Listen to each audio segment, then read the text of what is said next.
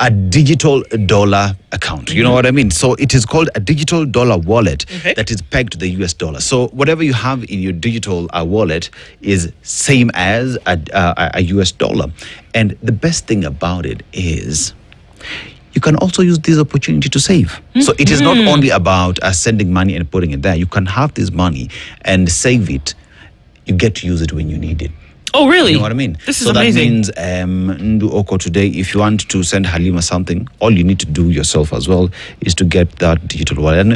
You know, or you have someone in Tanzania, you know. Sophia Ali is there actually. Oh, okay. Sophia Ali of the business desk is there. So if you want to get a Kanga or Kente from Tanzania, all you need to do is just tell her, hey, Niaje, please download Sendwave. I'm sending you money so that you can buy me Kanga, bring it to Nairobi. You are very brilliant, man. As easy as that. You are a very brilliant man.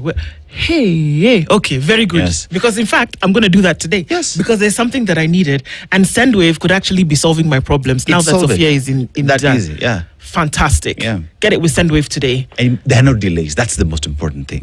There are no delays. It's instant. It's like a text message. You just open it, read it, and decide what to do with it. Either you want to save it or spend it. Where? I'm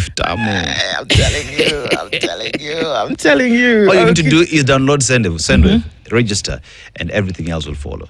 Indeed. Yes. All right. At 11 minutes after 7 o'clock, you now know what to do. We're reminding you about how you can then get onto that beat, because it could be the game changer, right? The 10-point agenda is the thing that is said to have brought two conflicting sides together. They met at KICC a time like this last year, and they said, you know what? This is what is the panacea towards the political conflict and unrest that we see in the country. This also then came from the anti-finance bill protests that took place, and then after that there needed to be something that was done, and in their maybe wisdom they thought that this was the way to do it, that to bring who would be the warring sides together, come up with a 10-point agenda, and if with the establishment of this 10-point agenda we would then see that there would be peace on earth, goodwill to men. You know, I don't know that that's the case, but what we're going to do over the next 10 days is that we're going to look into the 10-point agenda by agenda, and see if up until this point it has actually been fulfilled. Is it a WIP? Is it something that will never be looked at again? Is it something that has actually been entrenched and finished? We're going to talk about them one by one. Today we're going to look at the economic bit of it. Professor Peter Kagwanja will join us in a short while, but before we do that, I want to take you through those 10 points just in case you've forgotten what they are. The first one is it's known as the COIN. It's the Committee on the Implementation of the 10-Point Agenda and NADCO report. It's focusing on the following. Number one, youth livelihoods, addressing unemployment and creating economic opportunities. But let me tell you what as it and how it flows. Number one on this agenda, full implementation of the NADCO report. Now, if you look into the NADCO report, you will then be able to know what it says, what it does. But that one of the points on this agenda was that in order for us to fulfill this thing, which essentially would bring peace on earth, is that we must implement the NADCO report. Remember, folks like Stephen Kalonzo Musyoka, Eugene Wamalo were very insistent on this report. I believe the chairs of that report were Omar Hassan and Kimani Shogwa and somebody else. I can't even remember who it was. But NADCO then became one of the things, and they said this is what we had agreed on. There was power sharing, there was the establishment of the Office of the Official Opposition. There were all these other things that went into NADCO. So now they're saying on this 10-point agenda, number one, NADCO report, fully implemented. Okay? Number two, inclusivity in government, so that you would not just have the winner takes it all. Yeah. I think the winner should take it all. Please hear me what I'm saying. That it is a contest. If you wanted to have a kumbaya moment, then change your system of government. True. But you have a presidential system, so guess what? You have to have one winner. But you need to do it right. And I think that's the problem here. That the call for this inclusivity is because you've bungled the thing so many times that people have to say, nah. Because of the process, and it's not clear that it is transparent, then we have to have power sharing. It has to be inclusivity in government.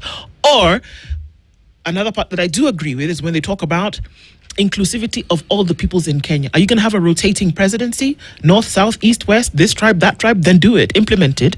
But I feel that everybody needs to get a shot at it if you are competent. Yes. But that's just me ranting this No, morning. it's true. If you're competent, don't just come and tell us, oh, because there has never been a whomever from wherever as president, I want to be president. No, we're not going to pick anybody and their grandmother to be president. You've got to be competent. So please, it can't just be anybody, but, just because you're from a particular place. So whereas inclusivity must reign across board, you have to make sure that you have competent people in these positions. Yes? True. Yes. All right. Number 3. Protect and strengthen devolution. You see this thing that we're talking about now when governors and senators are maybe doing and getting their knickers in a twist? No, they're saying that if there's anything that's going to undermine the idea and practice of devolution, then we want to get rid of it. So they need to make sure that this is one of the 10 points that you're ensuring that, you know how they say in the Bible, you live out your salvation in fear and trembling. So now they're saying every day you live out devolution in fear and trembling. That is what you must do. Number 4, economic investment in the youth, which is the conversation that we'll be having today. Many would argue that this thing that we are seeing of the Nyota Fund and all these other funds, there was another one. Oh God, I've forgotten already. Empowerment. Jeez Louise, empowerment, thank you. Where they said this is money that was going to people, that is actually one of the points on the agenda that's being fulfilled.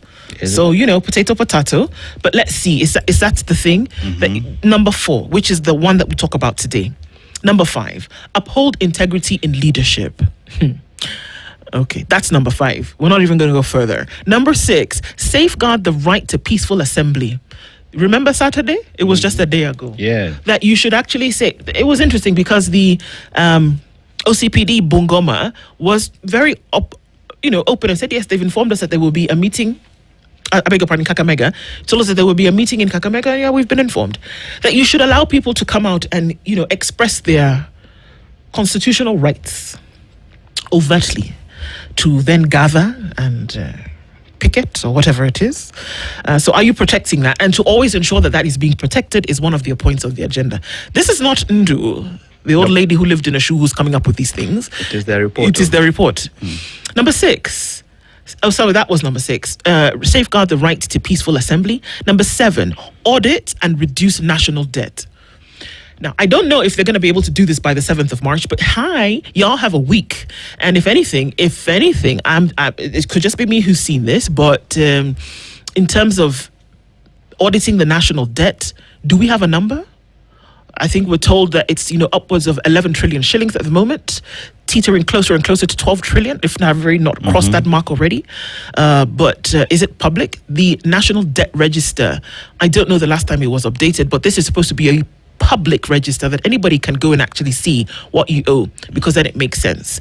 To reduce national debt, that's going to it's a difficult one, especially since you've spent lots and lots of years practicing or rather digging that hole. To then be able to fill it is not going to be fun. Fight corruption. Now, that's number 8. And I'm going to leave it there because it could take us down a rabbit hole that I don't know we have the resources for this morning to dig ourselves out. Fight corruption. You guys, fight corruption is one of the points on the 10-point agenda. I just wanted to say that out loud, just in case you didn't know. It is one of the points on the 10-point agenda. Fight corruption. Yeah. So are we going to see that they have been fighting, they have fought, they are preparing to fight? What exactly is going to happen when we see that? But March 7th is a beckoning real quick. So that is agenda number 8. Number 9 is to raise and manage resources responsibly. Yeah. Okay. Yeah. And number 10 is to protect the sovereignty of the people. To protect the sovereignty of the people of Kenya. So those are the 10 points on the agenda. Protect the sovereignty of the people of Kenya. Yes. Okay. So there are 10. And this, remember, is what was the panacea to this conflict that we saw in 2024 and into 2025 that culminated then in Sabasaba 2020. They said, if we do these 10 things as these two political, bigwigs, the problems of Kenya will be solved forever. Professor Peter Kagwanja is here and he's wondering what I'm talking about. Prof, good morning. Good morning. How are you? I'm fine. How are you doing? I'm very well, thank you. You had a great weekend? Yes, and it rained. It was great. The earth cooled down. Yes. If you're a pastoralist like me, then you're happy. You know what that means. Yeah, and there was a little thing that happened in Kakamega, so it was just an interesting one. You've heard me reading. I'm reading 10 points of an agenda. They are not from another country. They're actually from Kenya, and that they were said that these things were to be completed by the 7th of March. I know that people in Ethiopia are maybe celebrating in the year 2019, yes. But Kenya is not. So that means that these things actually have to be done by the 7th of March. Yes. Today, we are tackling just one of them. And we're going to do this for the next 10 days. You have the awesome privilege of then being able to tell us from your perspective if one of these issues have been met. There's 10 of them. So before we get into that, welcome, first of all. Thank you very much. Dennis has taken us to Cameroon this week. Yes. A country of 28 million people, 250 ethnic groups are rich in oil, cocoa, coffee, timber, and cotton. Agriculture employs the large portion of the country, but despite having cocoa, we still import chocolate. Sad, eh? It's the reality of the continent. But let's go to the proverb. They also have amazing proverbs. We sold our baobab trees at some point. We were shipping them outside the country. But they are using the same to say, wisdom is like a baobab tree.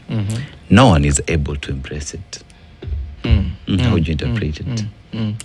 I'm thinking the saying is, wisdom is everything. That there's nothing that surpasses it. For the reason that you cannot be wiser than everybody, and that's why the baobab tree is actually one of the largest trees. Yes, we still have the Minu company, by the way. Yeah, and you can, if you're clever, you can make a heart out of it. And live in it. I was telling you, I have a picture of myself trying to hug one. But if you hold hands, there are some that are so big you can hug them. If that is wisdom, it means that all of us cannot be wiser than wisdom itself. So we always, in other words, it's a call to people to listen to others. Don't assume that you know everything. Sure.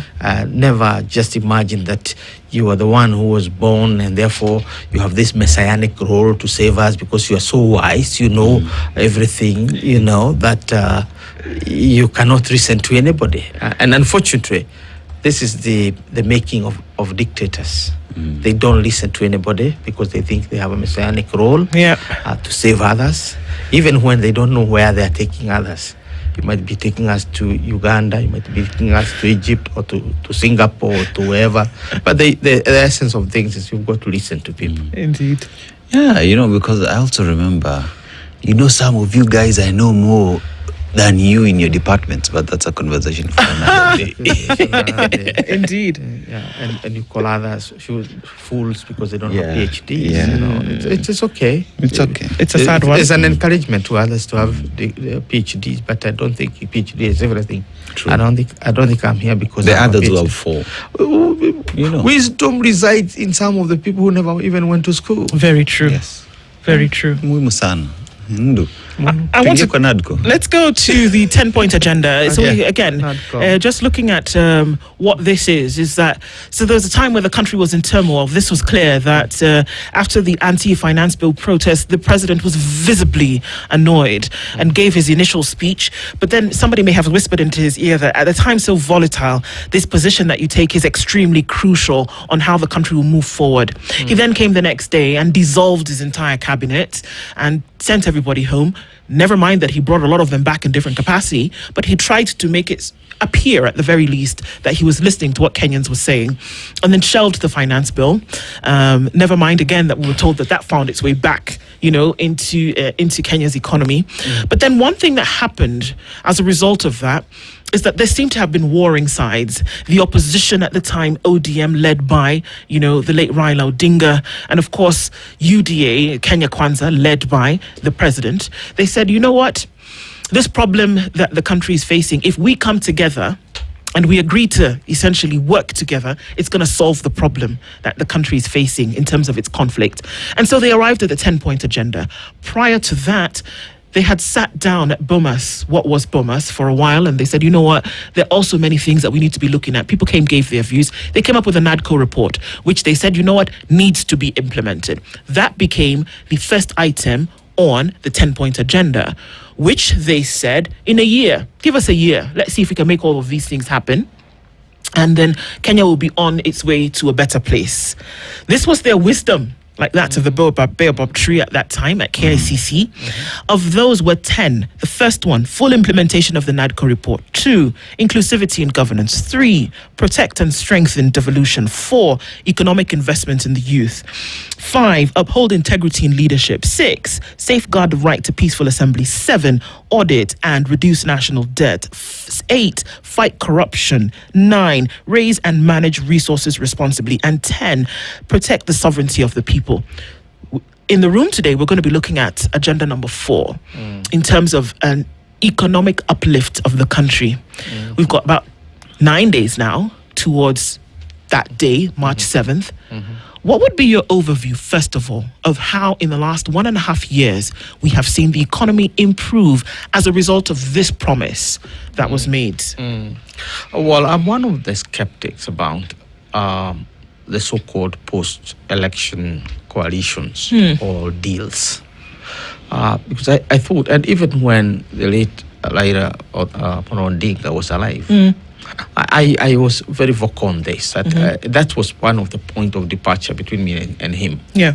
Because instead of using the back door to get to the government, it would have been good for us to rethink our constitution and allow us to have a formal post-election coalition that is constitutional.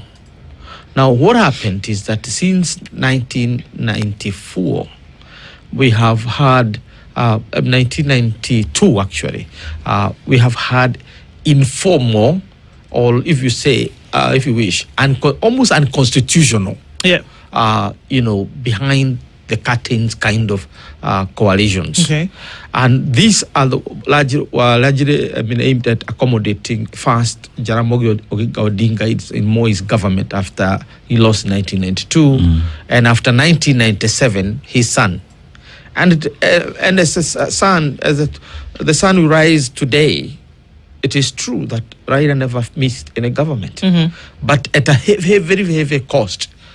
In terms of post-election skirmishes, violence, or whatever whatever adjective we want to use, but essentially it all ended up that we had a power-sharing coalition. Up to now, that is a problem. So that should tell you that I don't have huge respect for NADCO, and I wouldn't waste my time leading it, because these are kind of regurgitated, said and regurgitated issues over time. Because, for example, respect for sovereignty of the people should never be a subject of any coalition or any agreement, because it's in the constitution. Just respect it. It is expected. Why in the first place was the president sworn in at Kasarani with that heavy expenditure in terms of public finances and public time? It was so because you can protect the constitution, and all the damn thing we are talking about are all protected in the constitution. So why do we need to spend so much money on a post-election, commission of inquiry, committees, and whatever you want to call them, so that we finally agree to come into the government to implement? And the whole idea of the inclusivity in the government is another way. As Kenyans, we vote as individuals. And our vote is protected by a heavy cost of $25. But when the votes are being counted, we don't count individual votes. You count communities. Yes. We as Kikuyus are excluded. We as Merus are excluded. We as Sanye in Turkana are excluded. We start now communalizing the vote. Now it is another absurdity of our democracy, because we vote democratically. We can't vote ethnically, and in that sense, then we have a problem. Let me then come to your question of the economy. So it did not require NADCO or any other agreement between ODM or UDA to agree on the fact that we need economy, because President William Ruto was in the first place elected on the platform economic performance. Yes. Remember, his war cry this is not a constitutional moment. It's an economic moment. That was the war cry of UDA during election, which now morphed into Kenya Kwanza. So we expected that the debt would come down because the issue at heart was the debt. Now, what are we talking about today? Look at the debt now. It's over 13 trillion from where it was. It is the highest debt we have ever had. But let's give it to the government. They are paying. We are not one of the countries that is unable to pay. But look at it. And two, now we've begun to see some roads. I saw some tractors on Nakuru. The tractors are beginning to move in. Okay. So let's hope that we get that done. Let's see whether the railway is going to be done. Let's see whether all these things are going to come up. That's okay. But the fact remains that we have a heavier debt than we had when this agreement was done. I think the whole issue of the economy now is, economy is in shambles. Right. That is if you are looking at what people are saying or the situation in which people are. It is one thing to go by World Bank, IMF reporting, where we are talking about GDP. GDP, our economy is growing, I think, by 5%. We might be on average, but how much of that is trickling down to the people? How many kids are falling out of school today? How many people are unable to pay, for their hospital bills? Now look at the poverty, and what is that doing? It is translating into violence, into criminality. Yesterday, my party leader, Mother Karua, was going had gone to church and they were supposed to have a rally somewhere, and Basirio Muremi, who is the young man who moves with her, was stabbed in the stomach. Now she's in Kenyatta Hospital as we speak. We suspected problems of perhaps internal bleeding. Why is this?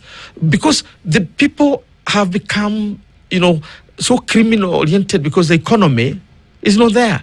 When there is an economy and people are busy making money. They are not busy stabbing others in the stomach with knives and so on. So this is what we're talking about. That criminality is the best indicator of whether the economy is not performing well or not. I travel from Murang'a often using Mombasa Road and then join Wangari Maathai. I have been counting personally. When we started 2024, there were 4 homeless people who would spend their night there. Okay. There were 2 that time. Yeah. Last night I counted, there were 5. So these 2 people you would see regularly. So yes, I see them all the time. Okay. And I have said, one day, God bless me to be the president of the republic, I would remove those people from there. I swear, I will get them out of that place. Because they are an eyesore to me. They are broaching my conscience as a Kenyan. They are there. So I count them one by one. Every time I'm moving, I have been counting 2 of them on both sides, on one side. Now, there are 4 or 5, I could count 3. My vehicle was fast. So I counted my usual 2 and 3 on this side. Remember, they're also fighting for territory. So they don't want to be too close or whatever it is. Now, what does that tell you? You cannot tell me that the economy is doing well when the number of homeless people that you can look at your eyes are increasing. What indicators are we using? Now, I'm giving you, drive there tonight. Go to Muthaiga and drive there and count them for me. I've been counting them, the poor. Now, I'm not talking about the kids who are dropping. Now, we have stopped, for those of us who are political orientation, we've stopped basically going back to the villages because you don't have answers to people. Kids are at home and they come to you. What are you going to do? You don't have money yourself to pay school fees for this. The so-called bursaries. You spend 3,000 going to pick the receipt, going to the application, then going to pick the check, and finally you get 2,000 as bursary, and your school fees is 48,000 or 50,000. What a mockery! And we are told they are bursaries. This is the reality. So this is hard reality. I'd like us to take a break at this point. We're going to come back and look into it because what we're looking at today is this and this is just one. This is just one element of the 10-point agenda, which should be fulfilled in the next 9 days.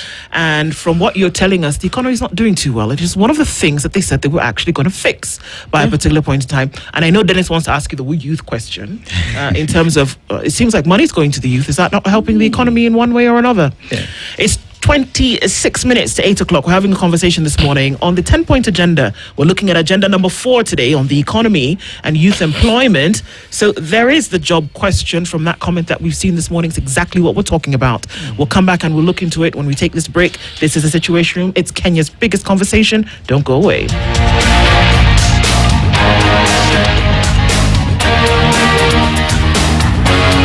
This is around the youth are being encouraged to partake in that, as well as the government was getting into place. We had the Hustler Fund.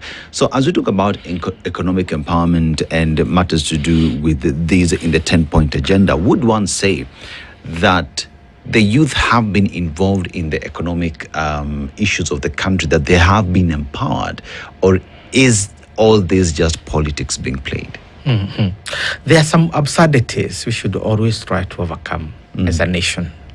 That is, if we are true to ourselves and we don't want to cheat ourselves. I would, as a politician, I would be foolhardy to wake up in the morning and concentrate on the old or have empowerment for the old. Why would I do that? Because there are way minorities that don't mean anything to me in terms of vote. Look at our youth population. 80% of our people are those below 35. If you add to those who are below 40, then we are talking about what proportion of people in this case. We're talking about almost about 90% of our population. Why would I waste my time looking for votes out of this 10%? I would look at these young ones. But then what does development in Kenya actually mean? So when we talk about development, what are we talking about? We are talking about doing sustainable things for the young people, because that's the way you're building the nation. Building the nation means building the young people who are going to become, and that is the 80%. So I have no problem with any intervention, because what else would I concentrate on? This is 80%. So I don't think, so when I'm told in your profession as a journalist, when a dog bites a man, it is not worth a headline. Story, No, it's not. But when a man bites a dog, give it a serious munch. Absolutely. Then you have a big headline. So what is so big about any project for the youth? Because that's what it is supposed to be anyway. What would you be concentrating on if you're not concentrating on 80% of our population? So are you saying, without saying, essentially, that what we see in terms of the fanfare, the Nyota Fund comes to play here, where young people are being given, upwards 22,000 shillings, close to 50,000 shillings, that there shouldn't be fanfare? It should be what you should be doing anyway. Yes, and you shouldn't even be announcing it on mountaintops about what you're doing. In fact, we are too late. My problem lies elsewhere. It does not lie on that, because that is natural. Under Kibaki, we had the same youth issues. And Uhuru Kenyatta, we had the youth. If you remember, at the Jomo Kenyatta, the biggest issue was about the National Youth Service. What do you do with the Mau kids who for 10 years did not have their parents? People like Peter Munga of Equity. What do you do with these delinquents? What do you do with the new bulge of youth population from other communities that were not part of the Mau Mau? That was a question in the 1960s. And that's how the National Youth Service was created by J.M. Kariuki, among others. Right? Then we went on to deal with the issue of the youth. So every government, everywhere in the world, will have to address the youth question. The question is, what's the quality of intervention? And what is the sustainability? When kids are hungry, there are two things you can do. You can make a decent meal or go and buy lollipops and give them to be eating, as possibly they wait for food that may never come. So all these things you're having here are lollipops. These are not meals for kids. Because if you can show me 10 industries that are hiring so many people, so many young people, that I would understand. Take, for example, the road that is being built. Let me go back to those infrastructure. Those hiring. people. So you can begin to say infrastructure is beginning to hire people, which resonates with what, for example, Roosevelt did in the United States when they had this depression and you want to get the youth employed. Yeah. He started this mega project at every county or every state of the United States must have a lead project. Even the driest would have Las Vegas. You know, you're building Las Vegas. So they identified Mississippi Development Authority, and like now we'll be having Mathia Development Authority, big project employing about 1 million youth. Then you are here building another one in Machakos. You have that in Kakamega. You have that. Then you would say this is serious intervention. Okay. But when you're feeding people with the equivalent of lollipops in development language. And literally too. Yeah, and literally too. Then we are not doing anything because, yes, their mouth will be sweet, but their stomachs will continue to remain empty. So, So that's how I see all this. Let me give you one project because I'm a scholar, so it's not really about bashing people. I'm a chairman of a board of what do you call it, MTTI, that's Murang'a Technical Training Institute, and we started at 0.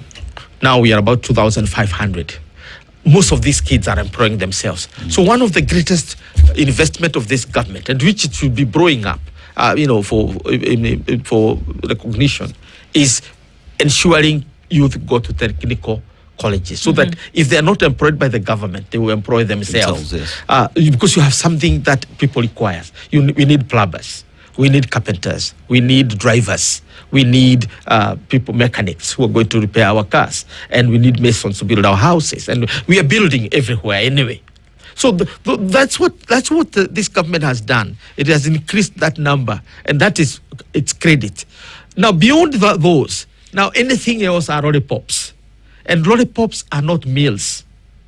Whether you are talking about this World Bank project, about gifts, it is the same as the food aid.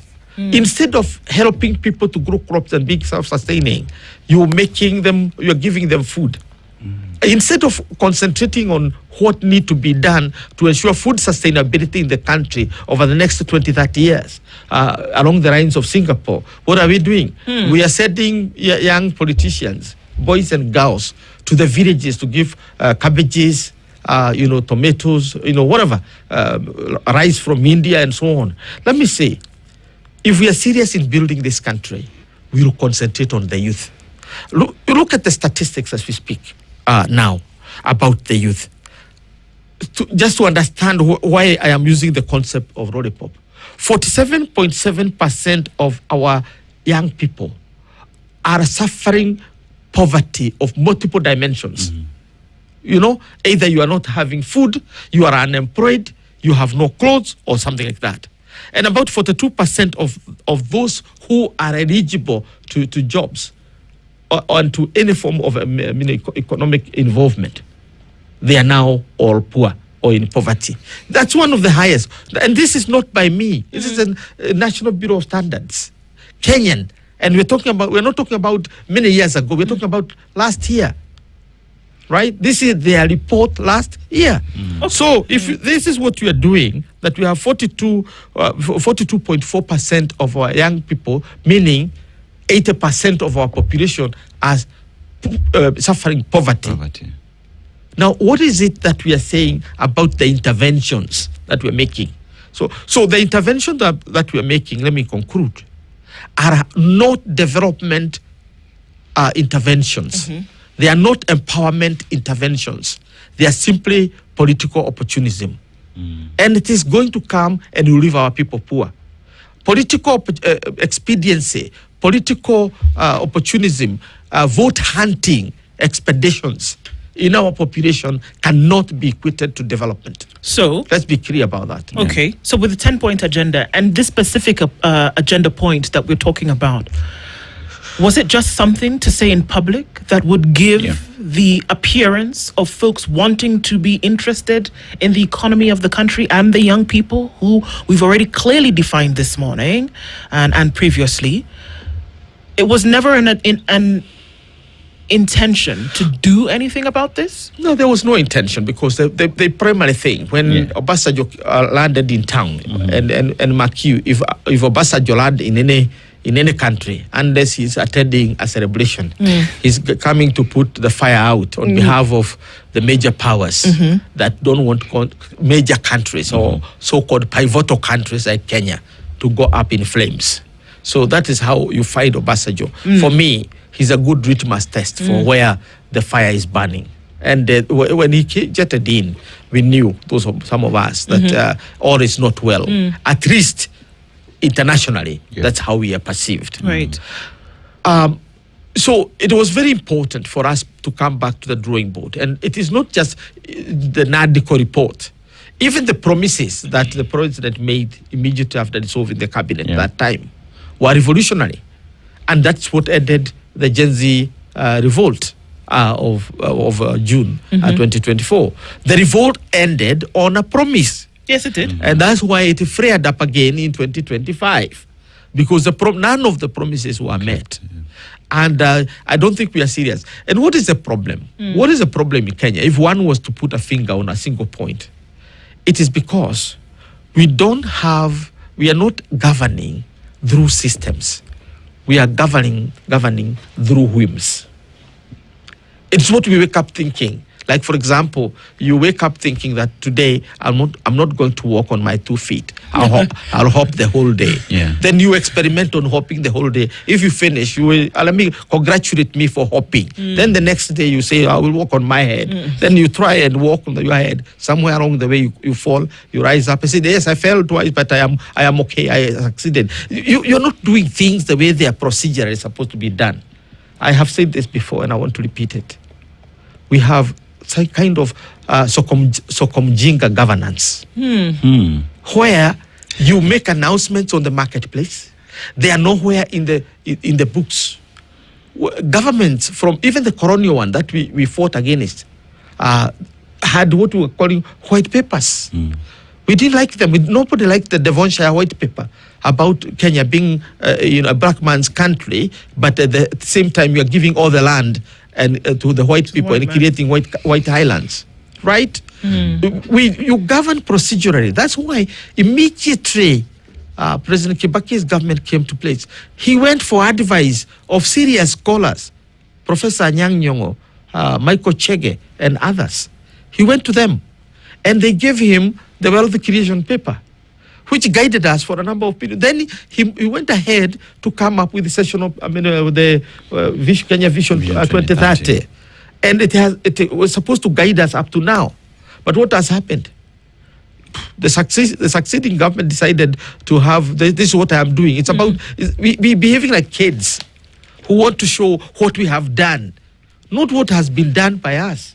That means, Prof, that if you're talking about economy and including the young people into this entire conversation, it is not a question of we have youth fund here, we have empowerment money here, we have Nyota fund here, that we need systems that will guide the entire ecosystem to move forward so that these young people who are jobless today are in a position to create wealth that is self-sustaining in the long run. It is not a question of take 22,000 bob today and find out what it is you will do. There has to be an entire ecosystem that enables these young people to be entrepreneurs, to be self-sustaining, and that the government will sit back and say, finally, the economy is moving forward. But as we speak right now, nothing really is being done, just politics being played.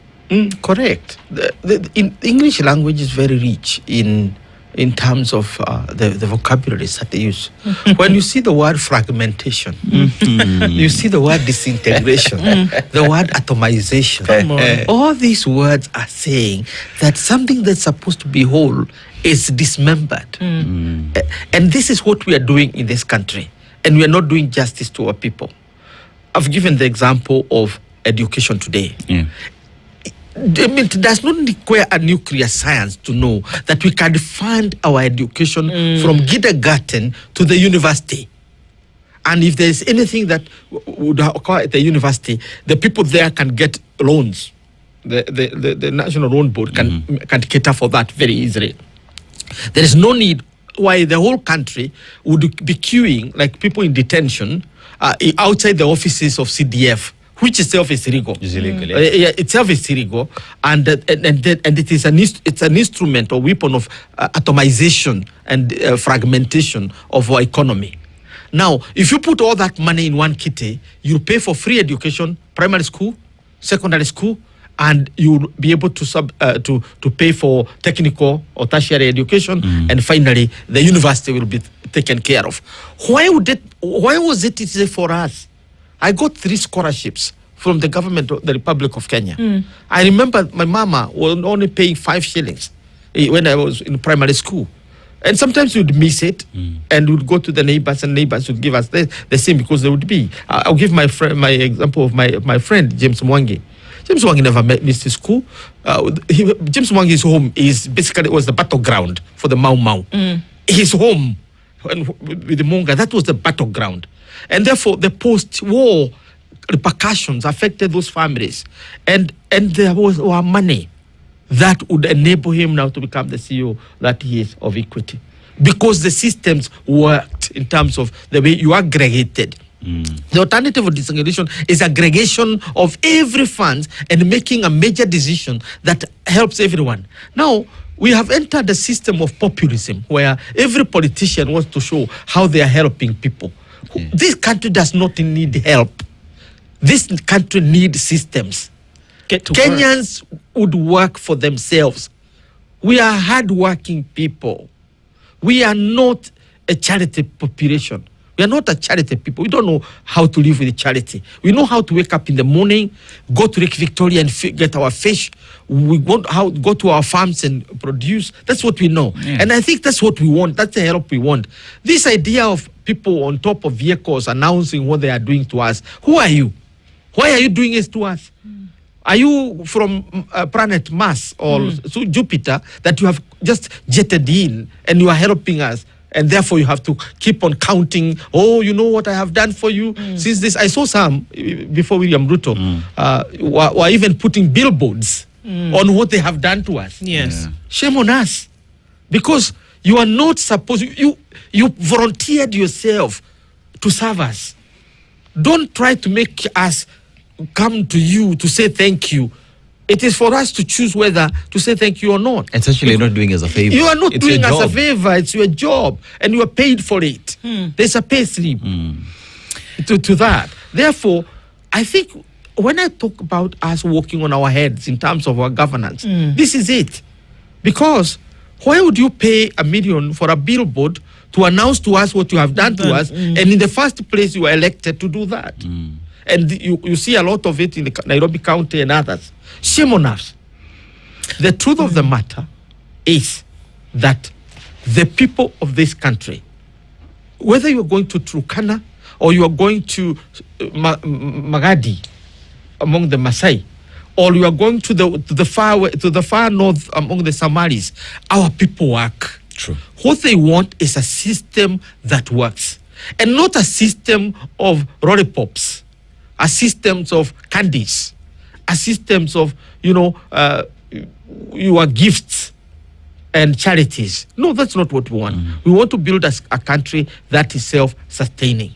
But unfortunately, our politicians graduated in a school taught them that a poor population is easier to govern than a wealthy population. So poverty is weaponized in order to kind of build the power of politicians. And that's the reality that we see. Yes. And even as we look at, we can't run away from it because it will be in the public space from today up until, just after the 7th of March, they will parade themselves and talk about things. But the reality on the ground is very different. So when we look at this point, this particular point, has Kenya been delivered it seems almost obvious, but when we look at this points that has been made on this whole 10 points of the economy and actually making it better, where do you stand unequivocally here that this point has been a point of failure or success? I think the logic that governs politics today cannot even enable us to be true to that point, even to pretend that you are true to it. Because when the logic of your politics is to use poverty as a weapon of domination, as a weapon of winning loyalty from people, then we are using the wrong card. And this is not Kenya alone, to be honest. As a scholar, I'll tell you, the whole idea of the World Bank and the IMF is basically to keep you on the drip. Absolutely. You know, you will never get out of that drip.